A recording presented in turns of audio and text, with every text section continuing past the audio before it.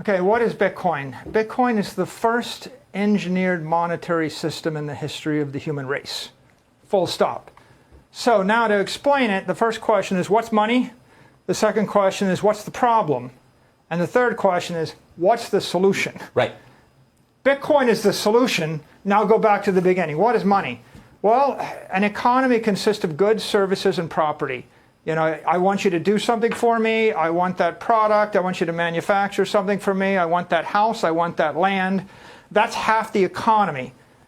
Now the question is, how do I send 37 horses to you, and then how do we keep the books balanced? So you have to send me back money.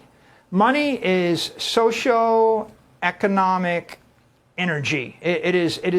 Money is monetary energy, or it's the energy, the backhaul energy that we use to trade with. If I can send you 10 bushels of corn and you can send me money equal to 10 bushels of corn, then we can trade with each other. So in the history of the world, human beings have tried different monies. We've used seashells. We used the giant stone coin of the Yap people. We used tobacco bales in colonial America.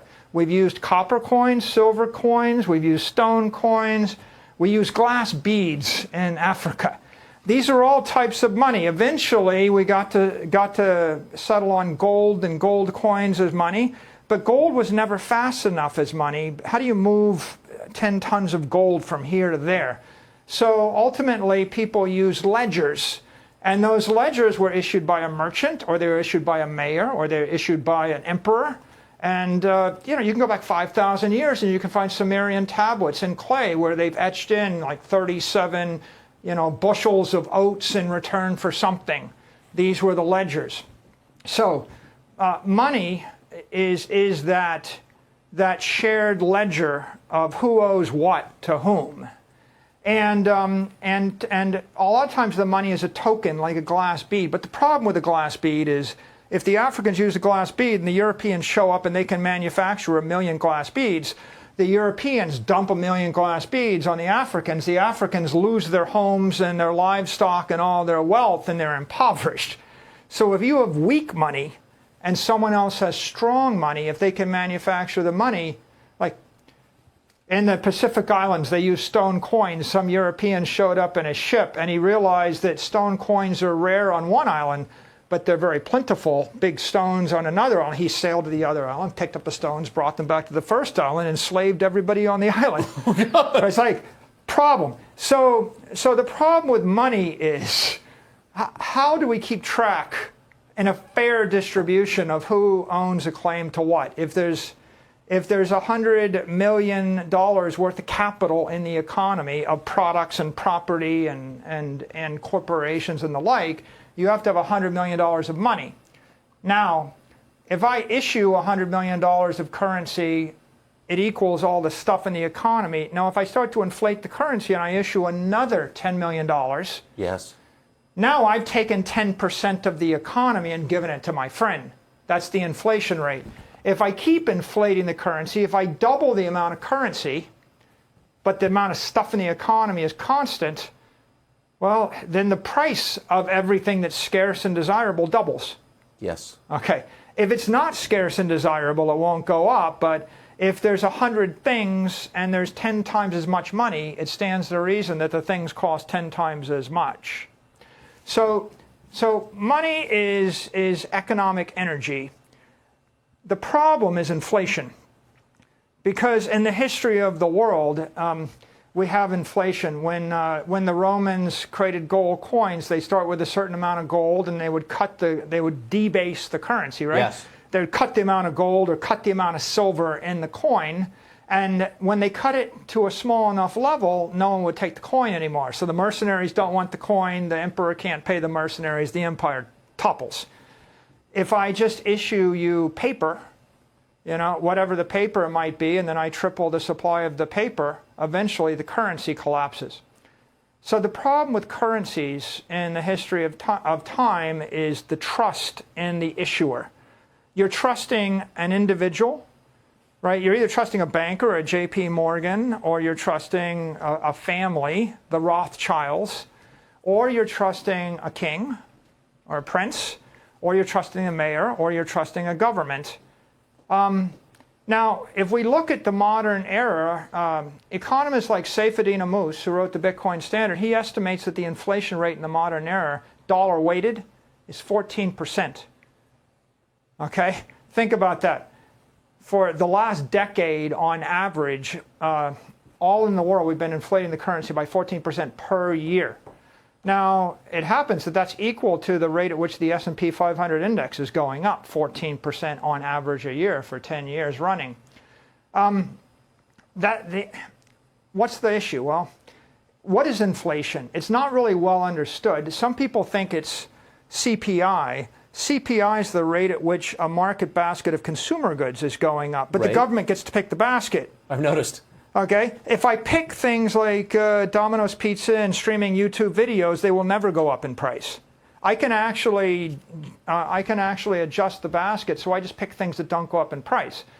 The Case-Shiller index is up 27% year over year, in July. So the price of that average single-family home is up 27%. Homes in Canada up 15%.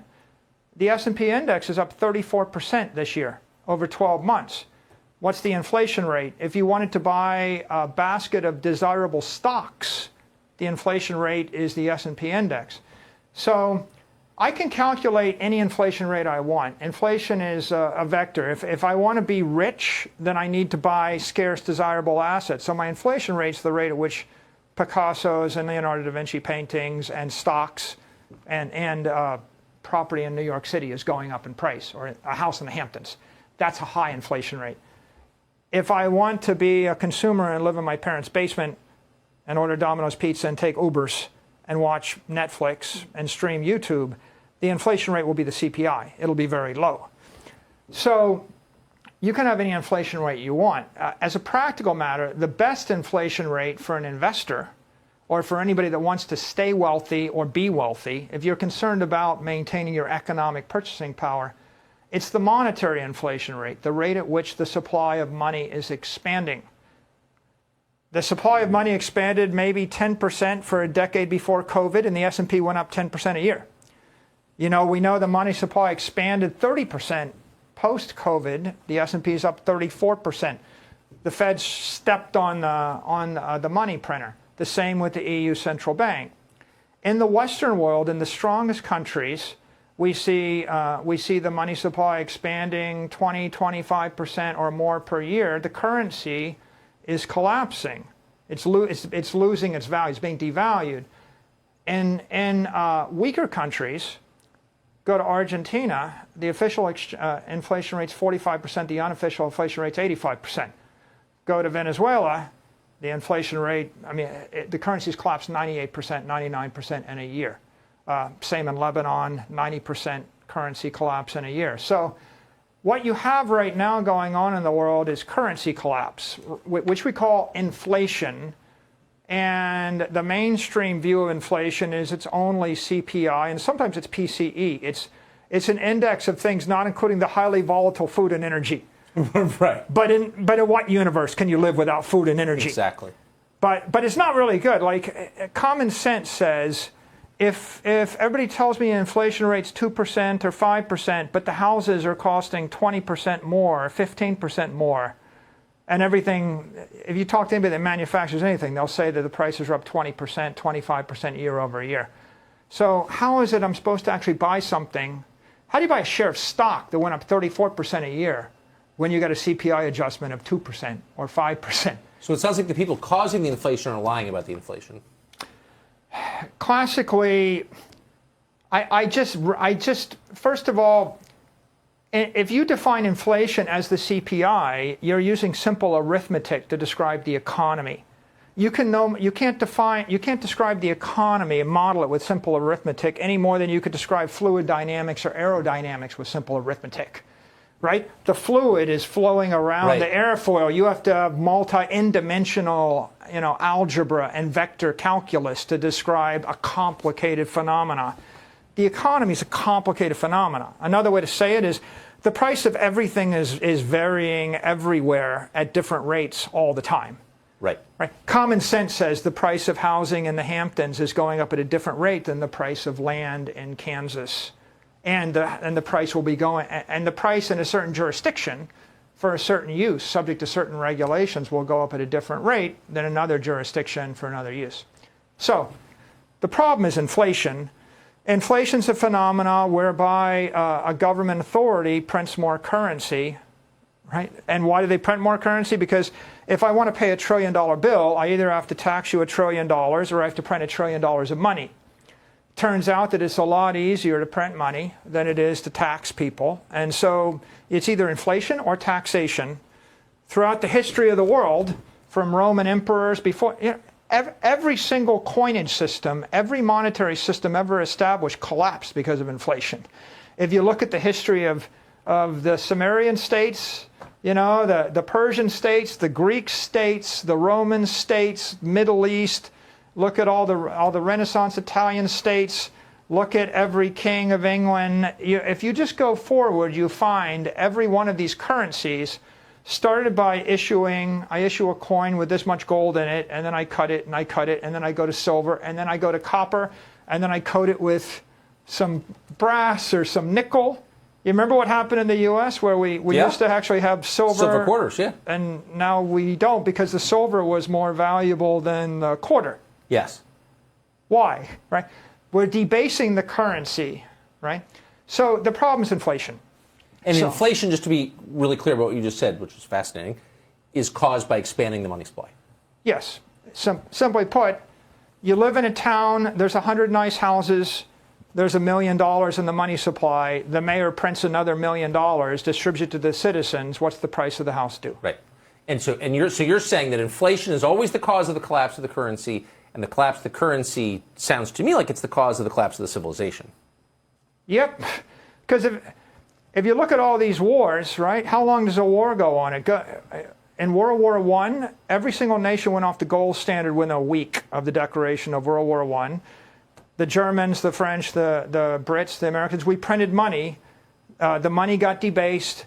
There was rampant inflation. Eventually, after 4 years, you can print money for about 4 years before you collapse the currency, and then you don't have any means to fight the war. The Germans sued for peace because they ran out of money after 4 years. Okay? World War II, we ran out of money in 4 years. Vietnam, we paid for it with inflation. Eventually Nixon had to go off the gold standard because they printed so much money they couldn't redeem the gold. They defaulted on it. We went to the fiat standard, and we just began to print more money.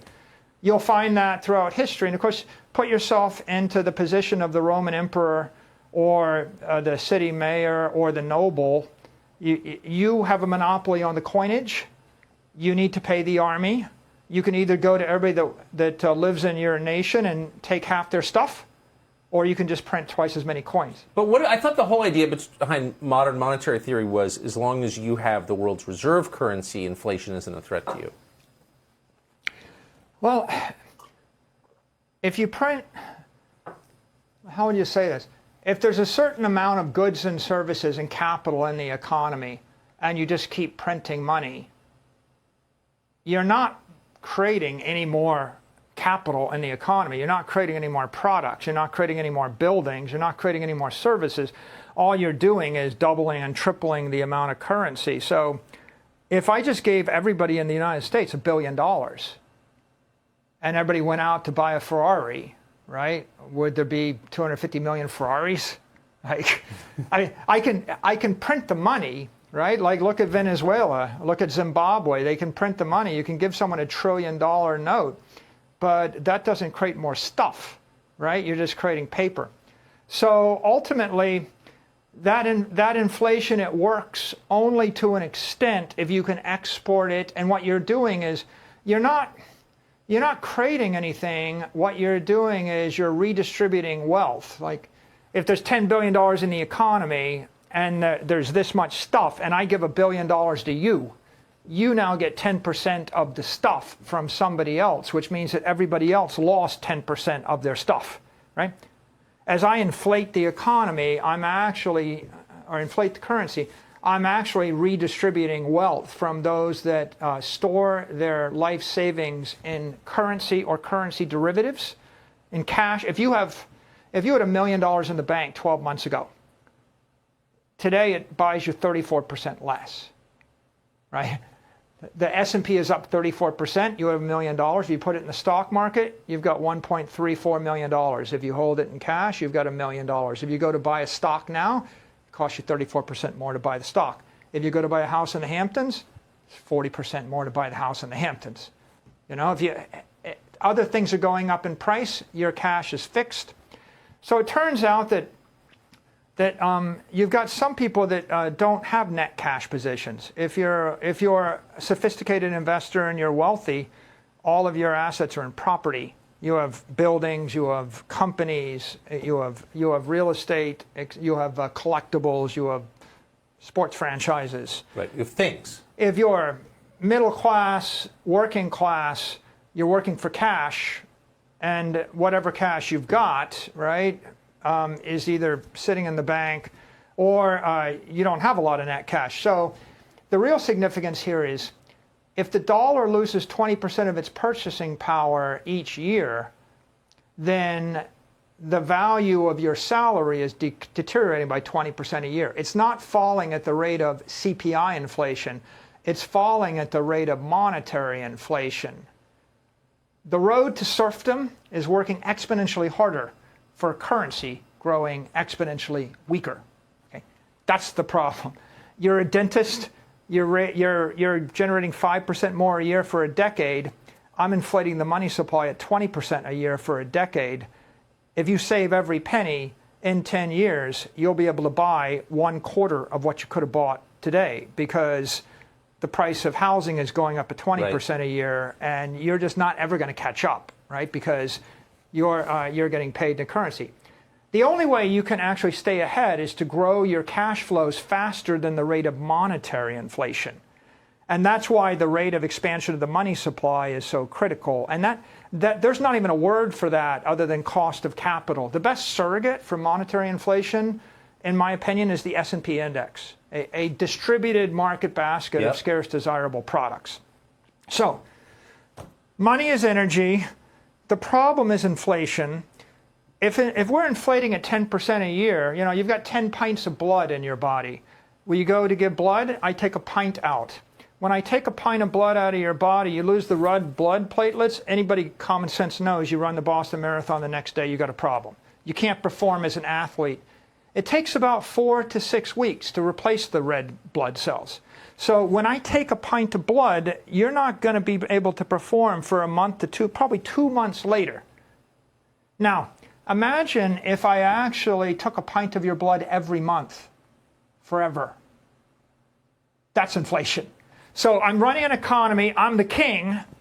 You know, you have a dojo, and I send someone from the government, and we just take a pint of blood from every one of your fighters, and then next month we do it again.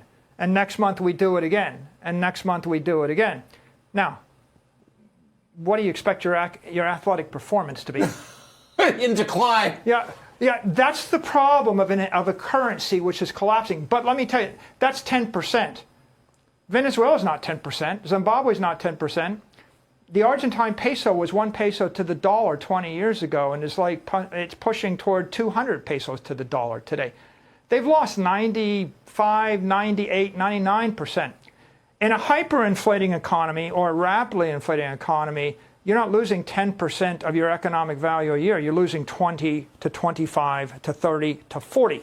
So that's like I send some dude to the dojo to bleed you every week. And then at some point, I'm sending someone to bleed you every day, and that's the Weimar Republic, right? Hyperinflation. When, another metaphor, the currency is to the economy what your blood is to your body, and economic energy or money is to the currency what oxygen is to your blood. So common sense says if I keep sucking the oxygen out of the room, if I suck the oxygen out of the room, you're going to either suffocate or freeze to death. And if I keep sucking the economic energy out of the currency, the economy collapses. In the extreme, you get ripped back to Stone Age barter, right? When the money doesn't work anymore, I have to trade you cigarettes for bullets. Right. And the problem with that is the economy becomes 1 million times less efficient, right? If you don't have money, Now, how many countries in the world have a collapsed currency? 66 are dollarized. There's 180 about countries. There's 130 floating currencies. All of them are weaker than the dollar.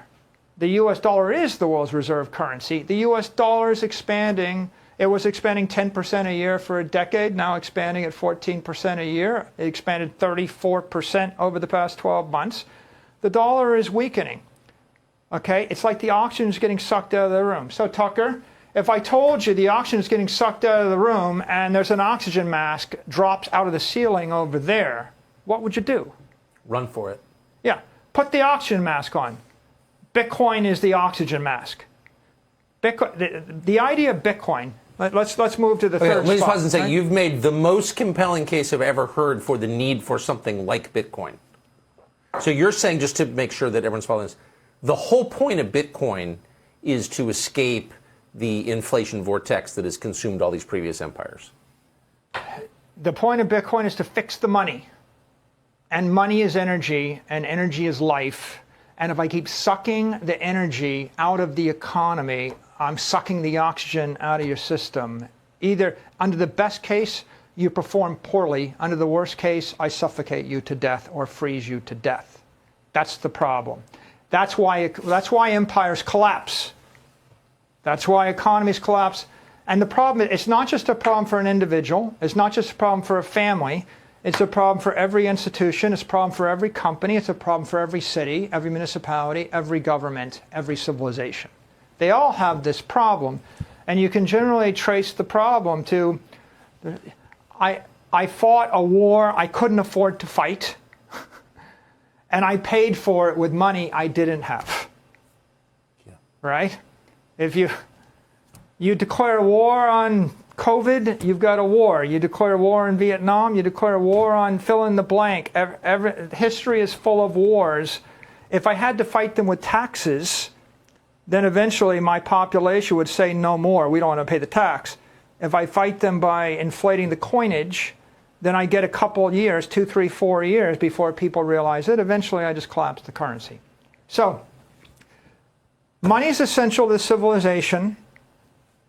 The problem is inflation. And why does it happen? It's a natural human condition because as you have an authority that controls the money, the temptation to inflate the money supply is omnipresent and inescapable. And every civilization has suffered from it at one point in time. What is Bitcoin? Well, Bitcoin is the world's first engineered monetary system. And what happened is a set of engineers, nameless engineers, recoiled in horror after the great financial crisis with all the bank bailouts. And they looked and they said, this just isn't fair. It isn't right. We want to create a better money. And they used two technologies. They used the internet, the idea that I could network hundreds of thousands or millions of computers. And they used cryptography, the idea that I could cryptographically sign something so that it could not be tampered with anyone, friend or foe.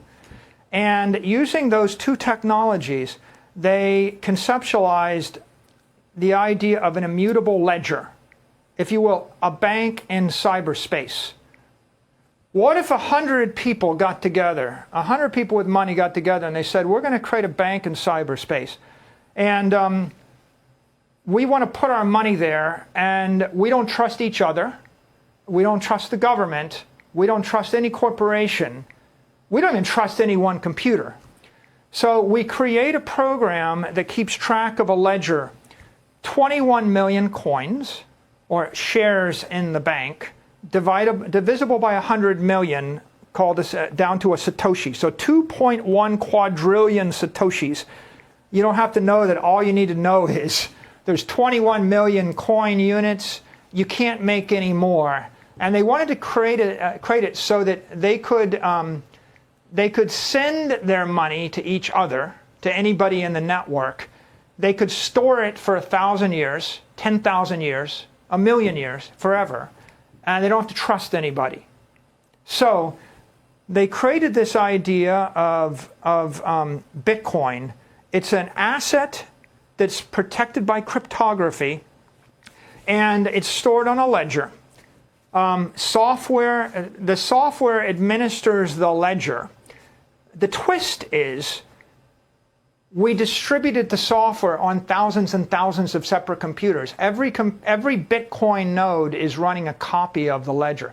So everybody in the world that has their money in the bank has a copy of all of the money in the bank and all the transactions since the beginning of time. So it's the immutable truth. Every 10 minutes, the system batches a set of transactions and then redistributes the money based upon the instructions of the owners. If I want to send you my Bitcoin, I send it and it goes to you. And every single computer on the network updates that. And they all check it cryptographically using modern encryption. Now, how do we defend the network? There's really three nodes of interest to make this compelling. The first node is that Bitcoin node that keeps track of that ledger. It's the most secure database in the world, and it's a database of immutable truth. It's the ledger of money. The second node is a miner. It's SHA-256, or it's an encrypting miner that's generating hash functions to protect the network, and there are millions of them. And they're all competing with each other to build the next block. There's only 1 out of 2 million involved in this network. It's like every miner gives you a lottery ticket, and 1 of the 2 million will get to build the next block and will get paid a lot of money, like $300,000, and you don't know which one. So the miners are a wall of encrypted energy.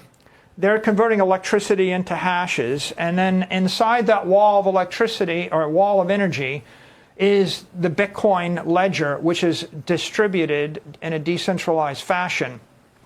And there's one other interesting node called a Lightning node. This is a layer 2 decentralized system. This is decentralized payments. It'll move small amounts of Bitcoin at the speed of light programmatically, almost for free.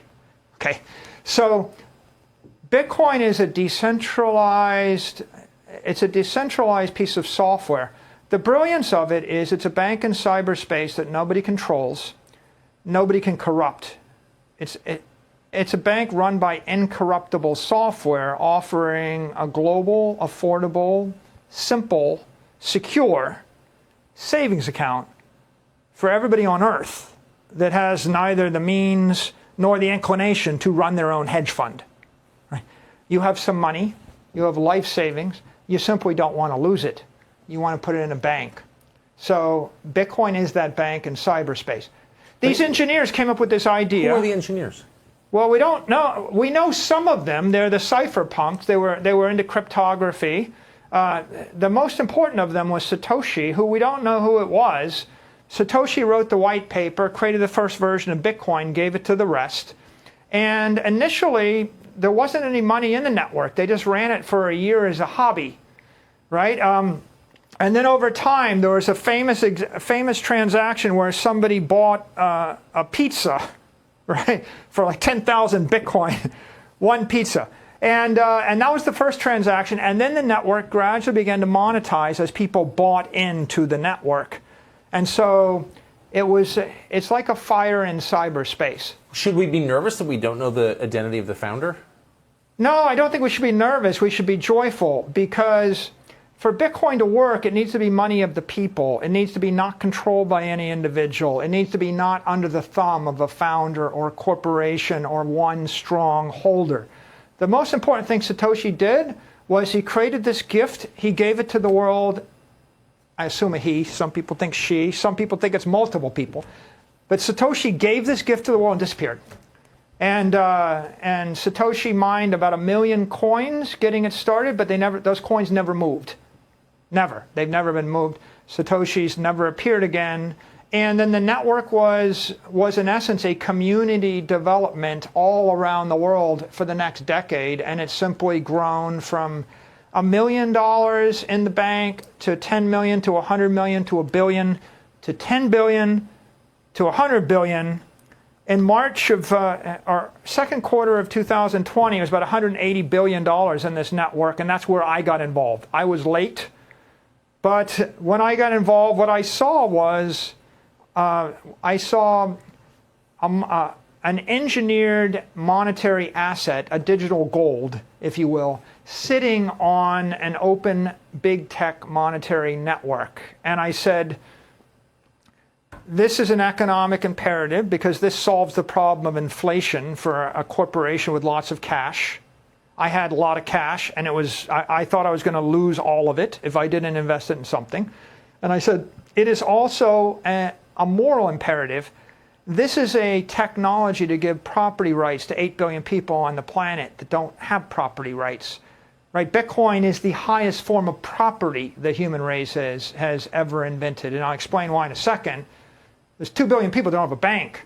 Right? You can give everybody on the planet a bank and property rights that cannot be corrupted and cannot be inflated and confiscated. You can give it to them for the price of a free download on Android. If you got a $50 phone and you can download some software, you can have your own bank, your own property rights, your own economic freedom and economic empowerment. So it's a moral imperative. And then finally, it's a technical imperative.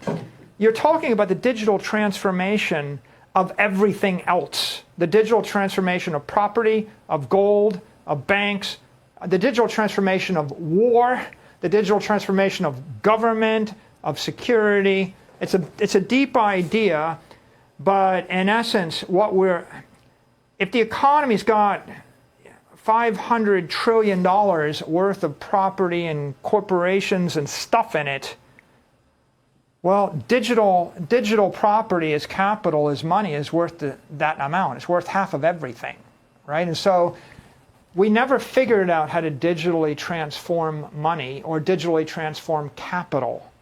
We did digitally transform photos and videos and education and books and relationships and communications. Right. And you know, the secret to success of Google and Amazon and Apple and Facebook is the digital transformation of entertainment and education and communications.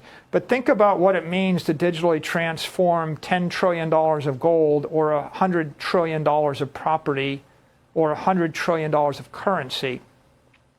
So these engineers, they wanted to solve that problem. And of course, there's so many big ideas. One is, it was engineered to be a digital gold with none of gold's defects. 21 million coins, but you can't make any more. The problem with gold is gold miners inflate the gold supply, right, and gold bankers inflate the gold paper supply. They dump gold derivatives on the market. With every other asset on Earth, anything else you can own, houses, gold, silver, commodities, stocks, bonds, when the price goes up, the supply increases.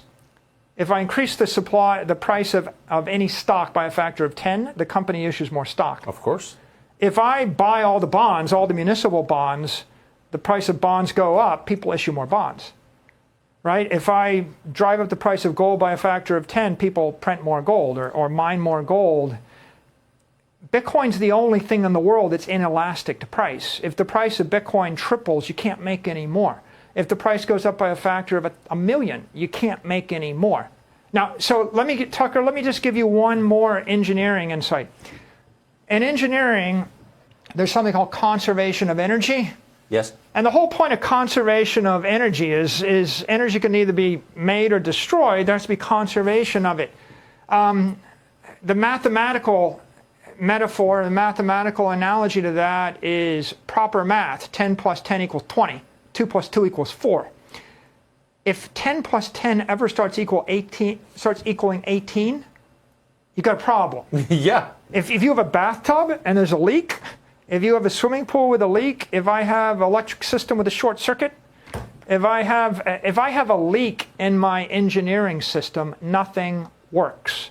Nothing in the world of ocean engineering, aeronautical engineering, electrical engineering, nothing works lest you respect conservation of energy. The problem with inflation is inflation does not respect conservation of energy. I've got a leak in the system. I've designed a currency which is not conservative. So properly understood, if you said, I want a conservative money supply, a conservative money supply would be there's $10 billion in the economy and nobody prints anymore. Right. And that's the Austrian economic sound money principle. Bitcoin is a conservative monetary system. It's the first system that respects the laws of thermodynamics and the laws of physics and the laws of math, which means it is true and pure, right? It has integrity. If you have integrity, if you have something which is true and pure and you have durability, then you can build a family around it, a life around it, a company around it, or civilization around it. Steel is concentrated energy in metallic form. You ever walk in a steel plant and you look at the energy going into steel refining? Yeah. It's concentrated energy. The history of the human race is the civilization that channels energy most effectively always wins. Steel trumps iron. Iron trumps bronze. Bronze trumps rocks. Bows and arrows trump the guy with the spear. The guy with the spear beats the guy with the knife. It's always a matter. If you have air power, you beat land power. Sea power beats the army, and nuclear power trumps everybody. And so, if I have steel, I have concentrated metallic energy. I can create a skyscraper punched up 100 stories in New York. How long will it last? 100 years. How long will a steel ship last? Longer than you will last, as long as it doesn't corrode. Wooden ships? Not so much. Wooden ships rot, right? You want to build a building and punch it up against gravity and hold it 100 years. You need concentrated energy. If you want to build a trust fund that'll last 100 years, how do you save $100,000 for 100 years and give it to your great-grandkids? You put it in the US dollar, use 99% of your economic energy. If you're maybe 99.5%. You put it in gold, gold supply doubles every 30 years. The gold bankers keep inflating the gold. Maybe you lose 90% of your economic energy. But that would be a lucky happenstance, because just about every country on earth seized the gold from their citizens in the last 100 years. Everybody, even the US, they take your gold. Yeah. So you want to save money for 100 years. You can't do it with the currency. You can't do it with gold. Which company is going to be around in 100 years? You want to put $100,000 into real estate in Florida? Can you buy $100,000? Let's say you could. 2% tax, 2% maintenance, 4% maintenance fee, 4% of $100,000, $4,000 a year. Half-life, like, your money's not going to last 100 years. How do I preserve my property, which is economic energy, which is capital, which is money? How do I preserve that? I need something harder. Harder, right? More durable. I need a steel. I need an economic steel. Steel is concentrated metallic energy. Bitcoin is concentrated digital energy. It's energy in digital form. It's vacuum-packed food. It's something sitting in orbit, right? Right? I eliminated the friction on energy. What's the half-life of energy? If I take a megawatt of power and I sell it at 12 cents a kilowatt hour, I have about $1 million. Okay, I'll give you $1 million of electricity. How long can you hold it in a battery? You lose 2% a month. You can't hold it very long. You're going to lose 24% depletion rate in a battery of electricity. How do you send $1 million of electricity from New York to Tokyo? You can't. You can send electricity 500 miles over a power line, you'll lose 6%. Send it 10 times, you'll lose 60%. It doesn't move. Convert that energy, that electricity, into digital energy, a la Bitcoin. You upgrade it. If you were to convert a megawatt of power via a Bitcoin miner into Bitcoin, you'd have about $5 million worth of Bitcoin. You can hold it forever. You can send it to Tokyo for a nickel. Okay? You can put it in a trust fund, right? Bitcoin's going up 170% a year for a decade. The S&P 500 index is going up 14% a year on average for a decade. Gold is flat. It's not going anywhere. It's getting demonetized. It's a dead rock in a basement. It's not fast enough. You can't put gold on an iPhone. Gold's getting depleted, inflated, and manipulated away by the bankers and the miners. So, Bitcoin is simply pure economic energy. These engineers, Satoshi and all of Satoshi's compatriots, What they did is created an engineered monetary asset on an open, permissionless network that anybody could participate in. Any country, any company, any individual. You don't need a bank. You don't need to ask permission, right? It is the ultimate egalitarian system. If you want to give property rights to everybody in Africa and South America, even in the face of a hostile regime, you can do it with a $50 Android phone and a simple download. What's your next best idea? Go to Zimbabwe, okay? You have $100. How are you going to store the $100? One more metaphor. If you can't store property, if you have no property rights, that means you can't store economic energy. If I took away every dime from your family and you got up tomorrow, you'd be worried. You lose your job, you're going to go hungry, right? You need money. You've got a bank. You're in the Western world. You have Western privilege. Lucky you. You have stocks. If you have stocks, they go up 34% a year. Maybe you're keeping ahead of the inflation rate. If I take away your stocks, and you have to store in currency, well, now you can't stay ahead. If I take away your bank, you can't even have the currency. What if the dollar is not the worst currency? The dollar is the best currency. If I put you in Zimbabwe, it's much worse. If you're in Argentina, you lost 40 to 60% of your purchasing power this year. If you're in Venezuela, much worse. So what does it mean to not have property rights and to not have a strong currency? It's like being a type 1 diabetic. If you're type 1 diabetic, you can't form insulin. Insulin converts excess nutritional energy into fat. Fat is an organic battery. Fat will keep you alive 90 days without food. If you can't form fat, you can eat continuously nonstop and you will starve to death. So diabetes, before insulin was invented, was a death sentence. If you live in a country with a collapsed currency, you're an economic diabetic. In the 2 weeks after you lose your job, you can't feed your family, you can't feed yourself, you can't plan for the future.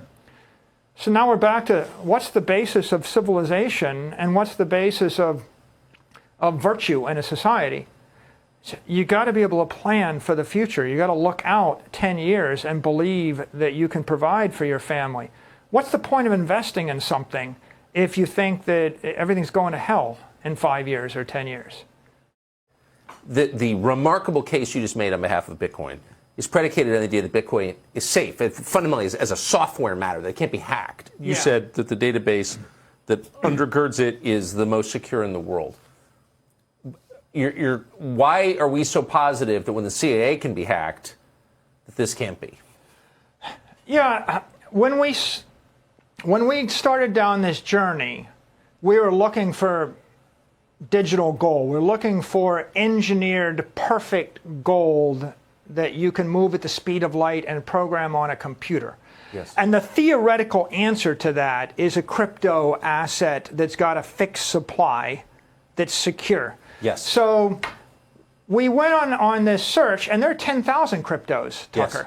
Right? We had to look. Is it Bitcoin? Is it Bitcoin Cash? Is it one of the clones? Is it Dogecoin? Is it, fill in the blank? We applied the MicroStrategy test. It's a 3-part test. Will it be banned? Will it be hacked? Can it be copied? Yeah. Right? If you can duplicate it 18,000 times, then it's not scarce and it's not unique. It's not the dominant one. Okay, and if it gets banned, that's no good for us, and if it gets hacked, that's no good for us. So first of all, how can you know the answer to this from the engineering itself? Well, you can't. If the year is 2009 or 2010, you don't really know whether it'll be banned, copied, or hacked, right? There's a lot of uncertainty. We started on our quest in 2020. So in 2020, we had 12 years of history. So what did we see? Well, by 2020, the system had been attacked thousands and thousands of times, but no one had hacked it. So we had $180 billion sitting in a network that no one could figure out how to hack. No one ever hacked it. People, by the way, people will hack the banks around it or the wallets around it, but not the underlying network. So we had 12 years of no hacking incident. Now, and very good reason to believe it won't be hacked. because it is the most secure database in the world. This seems to me like an existential threat, no overstatement, to the idea of a nation state, an independent international currency. Why would governments allow this? In the Western world, the regulations are you can hold this as long as you disclose it via a regulated entity, so you're buying it through a registered exchange, and then when you transfer it, you're subject to IRS tax. You have to pay capital gains tax. And could you conduct anonymous exchanges with it? I mean, I'm just thinking through ways that it would undermine the authority of the government, which, by the way, I'm not against necessarily, but that's actually the primary issues before Congress and the Senate right now, right? Treasury, if you look at the past week, the Treasury, the SEC, the CFTC, Congress, and the Senate are engaged in a enthusiastic dialogue about what kind of regulations will be applied to the transfer and to the utilization of crypto assets. But the most important, for example, if you issue a crypto asset which looks like a security, like Mikey Coin, yeah. If I create Mikey Coin and I keep half of it and I issue the rest and I market it, it looks more like a security or a stock, right? That's going to fall under the jurisdiction of the SEC most likely, right? If it looks like there's a set of crypto assets called stable coins that look like US dollars, the President's Working Committee about a week ago suggested that only FDIC approved banks should issue stable coins. They want anybody issuing stable coins to be FDIC approved, insured, licensed. So there is regulation coming into the space. Ultimately, I think that the security tokens will be under pressure. The stable coins will be treated like money markets in cyberspace, and probably we're rotating from the crypto entrepreneurs to the institutional, publicly traded institutions, large banks, etc. Bitcoin, what it was going to be was a question until 2014 when the IRS designated as property. You're either property or you're currency. In an inflationary environment, money decomposes into currency and into an asset component, or a property component, if you will. The currency is a medium of exchange that you can transmit without incurring a tax obligation. Right. Right? I give you $1 million worth of dollars. You hold it for a year. You give it to her. There's no tax bill. It's a stable coin, stable medium of exchange. On the other hand, I give you $1 million of Bitcoin. You hold it for a year. You give $1 million of Bitcoin to her, and if the price doubled, then you owe $500,000. You owe a tax on $500,000 of capital gain.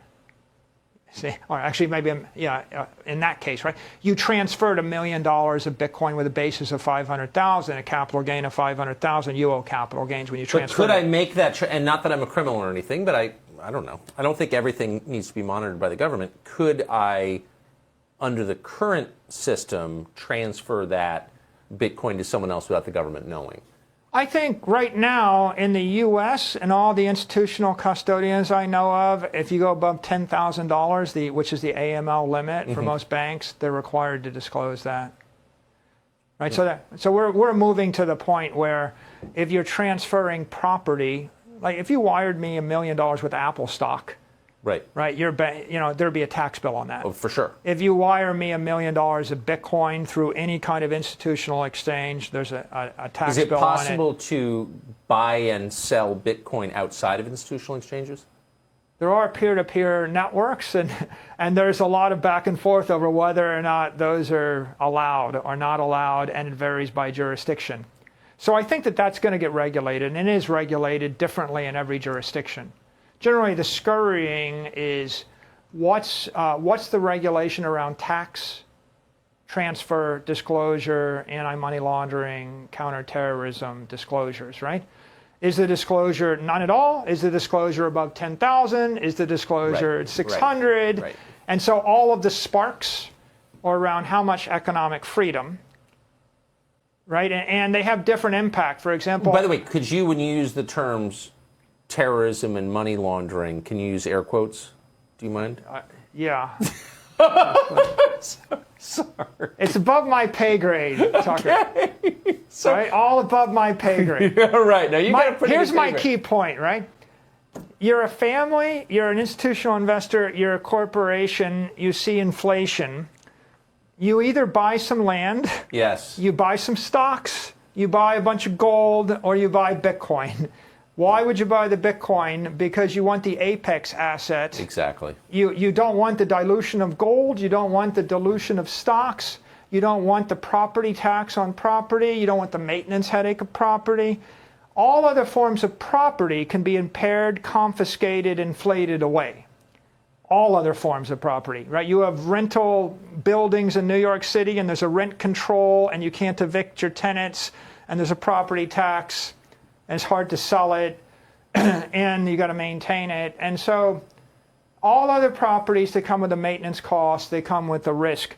The idea of Bitcoin is digital property.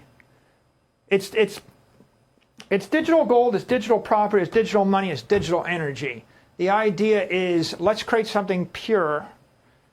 It's better gold than gold because $1 billion of it is weightless, moves at the speed of light for free, and I can hold it in my head. It's better property than property because there's no maintenance costs and I can't seize it from you.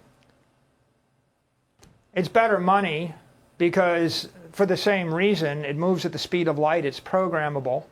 Yeah, try to send money on a Saturday afternoon. Try to send a currency on a Saturday afternoon from a bank here to a bank in France or a bank in Nigeria. You can't do it. Just can't do it. So it's not spoils of war, it's spoils of peace. This is another big idea I want to make.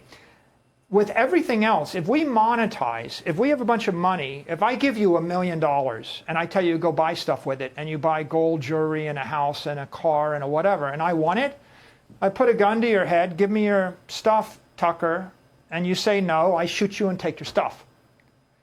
There's nothing in this world that you can own that I can't take with force except Bitcoin.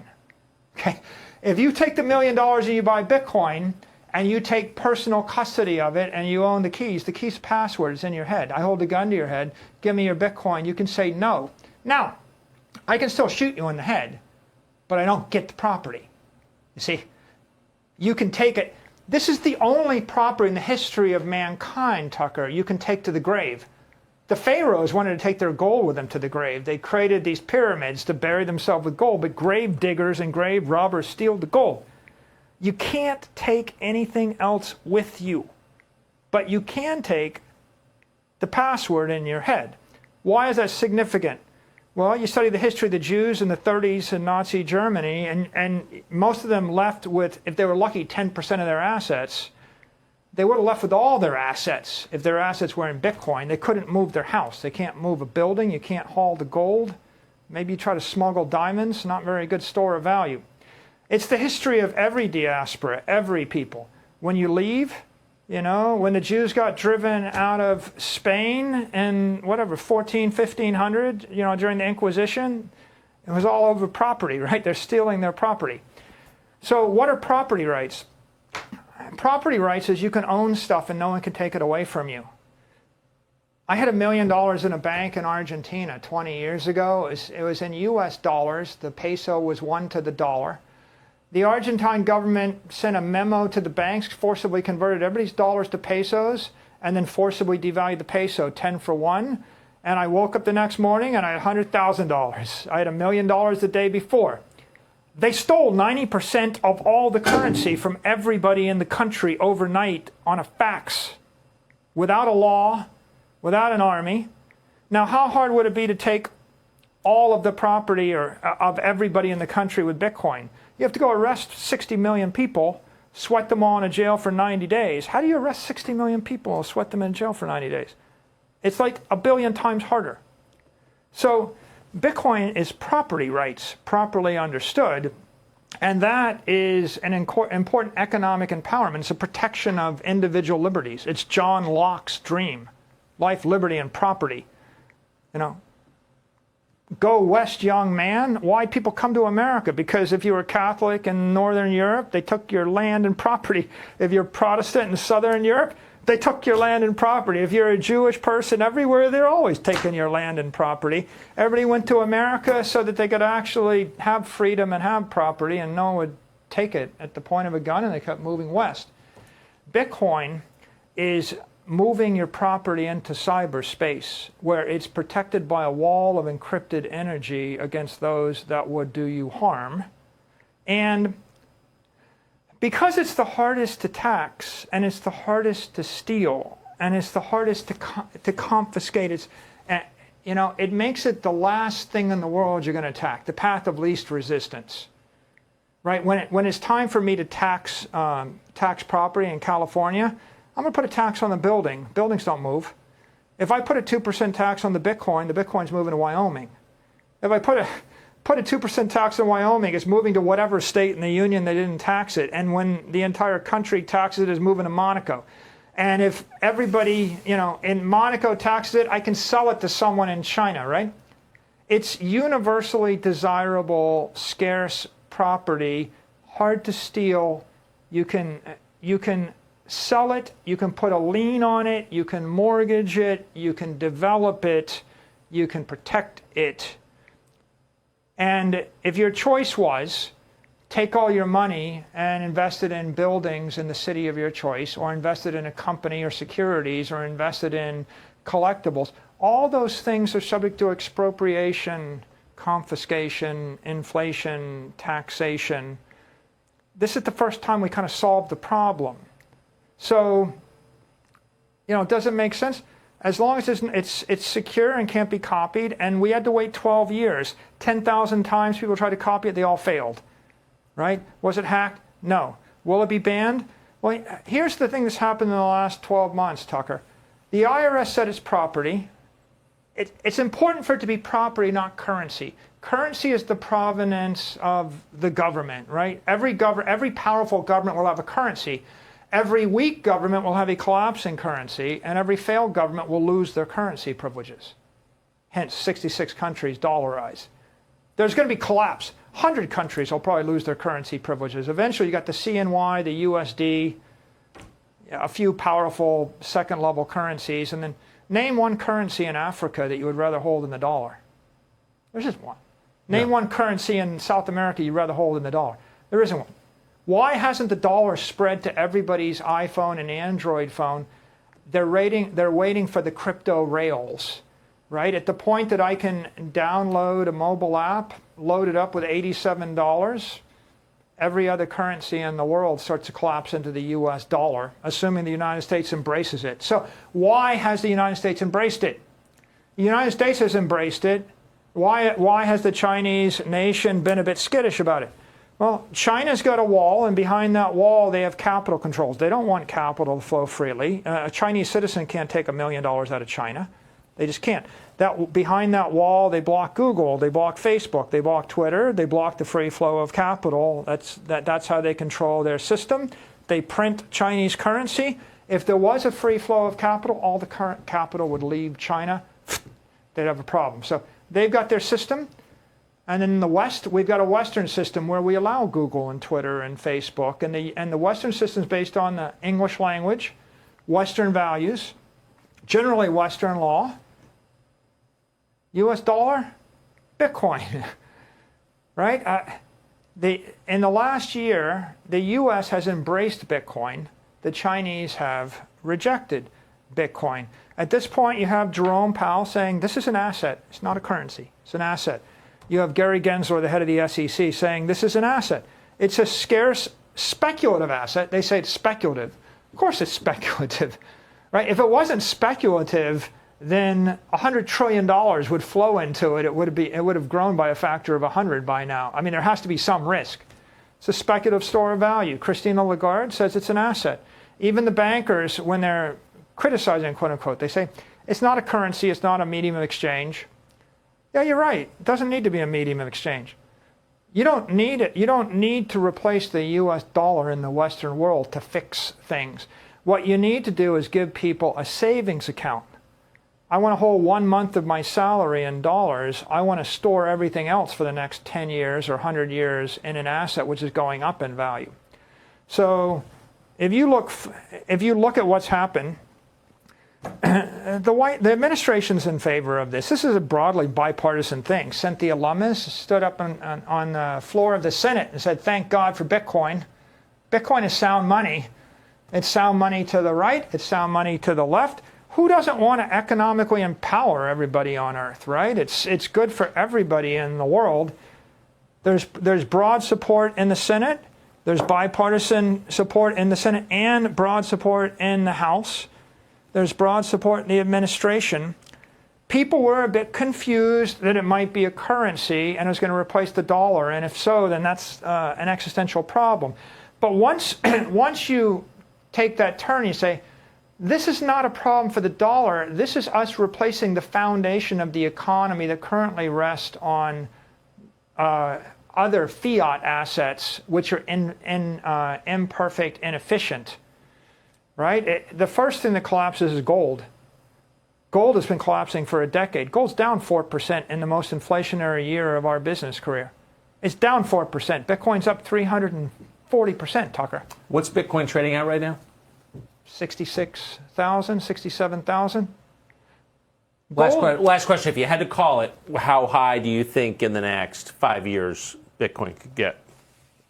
This is per coin, by the way. You know, Bitcoin's going up forever because it's a cap supply of 21 million, and it's going to go up because of inflation.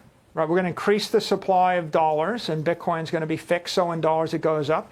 It's going to go up because of technical utility. We're going to build it into iPhones and Android phones and put it into every computer and move it at the speed of light and build it into Twitter and Square and PayPal and the like. So that'll cause it to go up. It's going to go up for adoption because of adoption. More and more people are going to bring their money. And it's not like Facebook. It's not like when Rupert Murdoch showed up at Facebook, he didn't bring 1 billion friends. When a billionaire joins a monetary network, they bring $1 billion. So when 100 billionaires show up, they bring hundreds of billions of dollars. When institutional investors show up, they bring massive amounts of capital. So it will keep going up with adoption, utility, and inflation. And eventually, it will replace gold, which is a $10 trillion asset. Bitcoin's like a 1.2. It'll go by a factor of 10. And in 3 to 5 years, it'll certainly replace gold. Then it will replace indexes, right? The S&P index or bond indexes. It'll start to demonetize fixed income and equity indexes that are used as a store of value. Right? Because that's right now, people, they want to save their money for a long period of time. They use that. And gradually, it'll demonetize property. Like, in Canada, they got a housing shortage because foreigners go and they buy the houses, as an investment, and the locals can't afford a house. Yeah, I've noticed. Same problem in the U.S. Yes. We're monetizing houses. That is to say, if I print infinite money, the price of I go and I buy something tangible with the money before it devalues. The problem is people that are starting their career that need to buy a house can't afford to buy it. So you don't want to monetize something with utility. Exactly. You monetize food, everybody starves. You monetize houses, everybody's out on the street. Right. So what Bitcoin is doing is it's demonetizing commercial and residential real estate. So if you were to shut down, if the U.S. government decided no more Bitcoin, what would happen to residential real estate markets? Well, I mean, if Bitcoin went away, then the other monetary assets would monetize a bit more. Right. But Bitcoin is 1 trillion out of 500 trillion and stuff out there, so it's still less than 1%. But gold would get a slight boost. Gold is really being.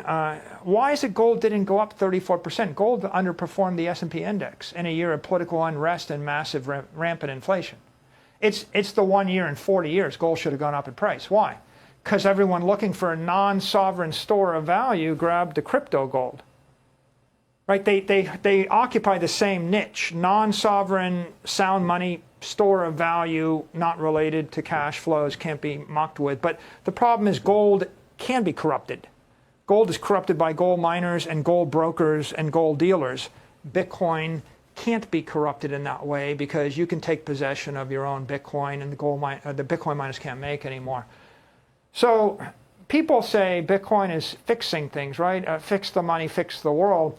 Bitcoin is gradually demonetizing these other assets, and the idea is to return rationality, to make things more rational, right? If people start buying Bitcoin instead of buying a second investment property, the price of property will go down for people that want a first home. Yes. That's the idea. If people start buying Bitcoin instead of bonds, the price of bonds will come down, the yield will come up. Exactly. And if you want risk-free yield, you'll be able to buy that yield. Used to be $1 million got you a bond that paid you $50,000 a year. Now you need $20 million or $10 million to get a bond that pays $50,000 a year. Your retirement just went from costing you $1 million to costing you $10 million. So Bitcoin is demonetizing some of these other assets.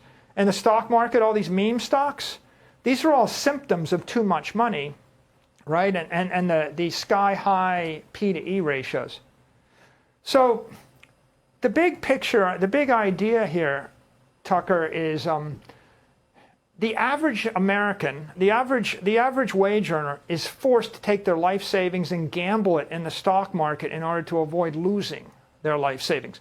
My 83-year-old father has to guess which stock is going to go up this week, and whether Exxon is better than British Petroleum or better than Apple or not so good as Google, in order to not lose his life savings. Because if he puts it into the bank, he gets paid 0.1% interest, and it loses 25% of its purchasing power a year. And people aren't stupid. They know that things are going up faster than 2% a year or 4% a year or 5% a year. So we're stampeding an entire generation into either, at best, investing in stocks, or at worst, gambling with meme stocks and gambling with crypto random dog coins, because no one has a savings account they trust. Bitcoin is a bank in cyberspace offering a savings account. You're not gambling on the next product release of Apple versus Google and whether Amazon will get unionized and whether, this pipeline will get approved. And that's not right. And if you put all your money in the S&P index, all the CEOs print more stock and dilute your money. So you don't have to do that. All you're buying is, you're buying 1/21 millionth of the monetary energy in the network forever. The product of Bitcoin is just, you're going to buy a bit of money and hold it forever, and that's the product. And it's a very simple product, should last for 10,000 years. You sold me. I'm taking all my pallets of 7.62 ammo and converting them. That was the single most interesting explanation of economics I've heard maybe ever. You're too kind. Thank you. Bitcoiners, the entire subject is fascinating because, and I think you'd love it if you get more into it, because it's Austrian economics, plus it's technology, plus it's political theory, plus it's philosophy, plus it's, there are elements of human rights in it. The entire Bitcoin coalition, you have people on one side, Jack Dorsey, they see it as economic empowerment for billions of people. You have people on the other side that see it, that are rampant Austrian economists. They're the freedom fighters, the John Locke's, right, of the world, and the property rights people, the libertarians, and then the engineers. I just like the idea of Altogether. A stable store of value that can't be messed with. Everyone's looking for that. That's the foundation upon which you build your life. Of course. Right? Build on granite with steel. So Bitcoin is crypto steel. It's like a steel ship, a wooden ship, a balsa ship. I'll take the steel. That's the idea, and we didn't have it for 1,000 years, right? We never had it before. It's before. You have to build with crumbling sand on swamps. You're building on stuff that's sinking underneath you. And what causes so much passion, right? What causes people to, be willing to do anything to make this successful is this thought that we finally found something true and beautiful with integrity that gives us control of our life back in a world where we feel like we've lost control to politicians, we've lost control to circumstances, and everyone's looking for some way, something they can believe in that's truly theirs. Well, how is that for an explanation? Michael Saylor, what an amazing conversation.